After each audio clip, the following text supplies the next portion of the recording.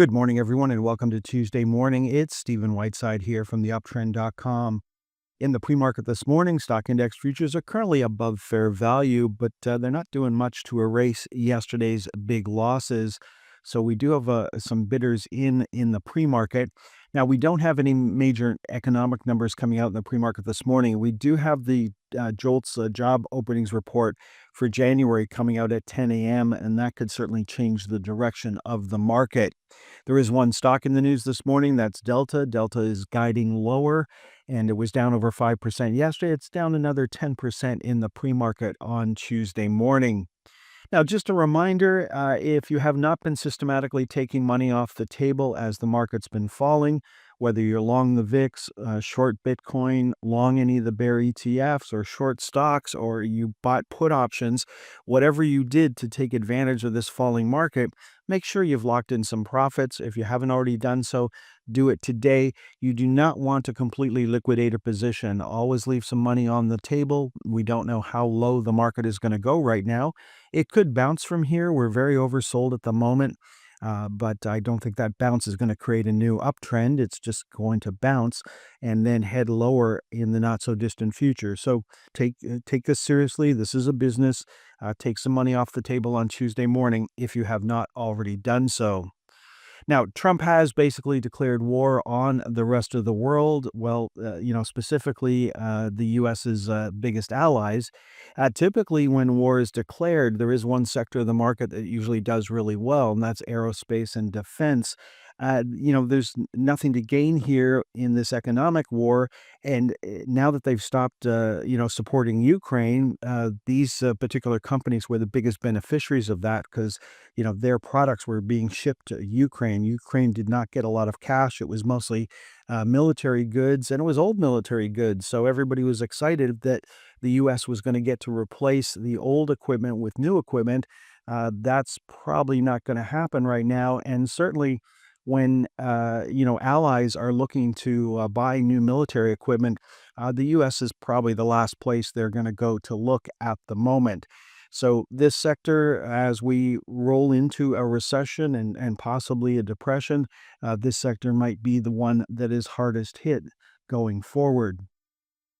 Now, moving on to the fear index or the VIX. The VIX made a new high on Monday. The VIX ETFs also made new highs and hit price targets. In New York, 56.25. In Toronto, 10.16. If you had orders in up at those levels, they got filled yesterday. So congratulations. Again, there's no reason to completely liquidate a long VIX position at this time, but you certainly want to lock in some profits. Now, looking at Bitcoin, it made a new low for this move on Monday. The corresponding bear ETFs made new highs. And so congratulations if you locked in some profits yesterday.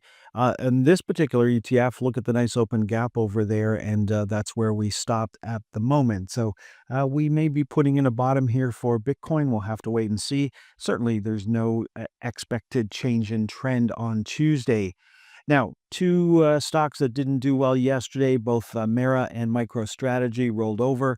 Obviously, traders in both of these stocks got ahead of themselves, got ahead of the price of Bitcoin. They were expecting a new buy signal. That didn't happen. And so here's the two particular stocks coming back and joining the rest of the crypto stocks, which are already on daily sell signals. Moving over to the major index ETFs, there's the iShares for the TSX 60. We haven't broken down below the December low. That's true for the Vanguard Canada ETF, which has tested those lows yesterday. There's the Dow dipping below the January low, but not closing below it, unlike the S&P 500 and the NASDAQ 100. The NASDAQ 100 hit our next price target yesterday, so cha-ching. If you're short the NASDAQ, hopefully you bought some shares back at that level. If we take out yesterday's low, which was at 468.68, and our price target was 468.75, so as you can see, some buyers came in at that level. If we take out yesterday's low, then 453.13 is our next target to the downside. There's a new low for the Russell 2000 coming down to the $200 level and trading right below it, but we closed at $200.77. So breaking 200 would be a psychological misstep for the market and would certainly be expecting much lower prices if that happened. There is the small cap ETF making a new low and the micro cap ETF making a new low, down over 3% on the day. Now, what didn't work yesterday? Well, the biggest loser was the Magnificent Seven, down over 5%. Tesla had a lot to do with that, followed by semiconductors. And then on the TSX, it was base metals and materials were the two biggest losers yesterday. Base metals already on a sell signal, materials rolling over back on a sell signal as of Monday's close. Let's finish off this morning's presentation walking through the Magnificent Nine. And let's start off with the ETF itself. There's the high from back in December, and then we continued to make a series of lower highs. We put in a couple of lows and then broke down below those lows. We were looking for areas of support over here. None of them have held so far. And here we are trading at levels we haven't seen since October of last year. Now, we are trading below the bottom of the panic zones. That is panic selling. This is the time and place we look for a reversal.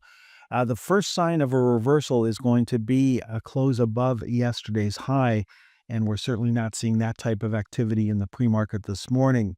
Now, a lot of investors watched the 200-day moving average, and we came down, tried to hold it for a few days, and we have now broken down below it.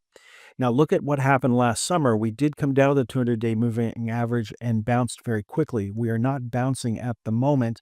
We're also well away from the flypaper channel. And last summer, when we had some aggressive selling, we were still attached to the flypaper channel and came back very quickly.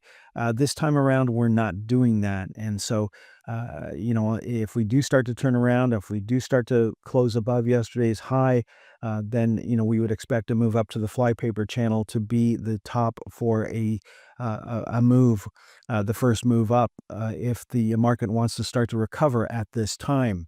Now, Apple's been holding up fairly well. There's a nice little triangle there. It's broken down below the triangle, coming down to the 200-day moving average and holding it so far.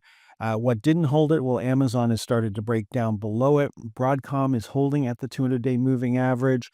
There we've got Alphabet breaking down below it. We've got Meta heading towards it. So Meta's still holding up fairly well. Looking at Microsoft broke down below all the moving averages a little while ago. Microsoft wasn't trending for the longest time. You can see those moving averages all converging together. Then we've got NVIDIA, which is well below the 200-day moving average, and we're going to be watching to see if NVIDIA can hold $100. If it starts to break down below that, that would be a shame. Then Shopify, both in New York and Toronto, coming down to the 200-day moving average yesterday. We'll have to see if that level can hold. Unlike Tesla already breaking through the 200-day moving average. Yesterday, we saw panic selling for Tesla. Most of Tesla's businesses are very well broken at the moment, and I'm not expecting this stock to recover too much over the next few months. We're trying to hold the 218.75 level. If we break that, of course, $200 should act as psychological support on the way down to 187.50. And as you can see, the pros have no interest in taking control of Tesla on Tuesday morning. And again, the first sign that something new is happening is if we can close above yesterday's high. If we can do that, then yes, something could be starting to happen. But until that happens, I'm not going to get too excited about any bounce in the market. Okay, folks, that is all for this morning's presentation. We are seeing some buying come in this morning. The Dow futures are currently up 150 points. That's not enough to erase anything that happened yesterday. The first sign that something new is happening is if we can close above yesterday's high. I'm not expecting that to happen on Tuesday. Have a great day. Next time you'll hear my voice is on Wednesday morning. Thanks for tuning in until the very end of today's stock market timing educational video. If you found the content valuable, don't forget to express your support by hitting the like button, leave a comment, sharing with your friends, and subscribing to our channel for more insightful updates. Remember, in the world of stocks, timing is crucial, and following the trend can be your greatest ally. If you would like more information on how we can help you better time the stock market, please visit theuptrend.com.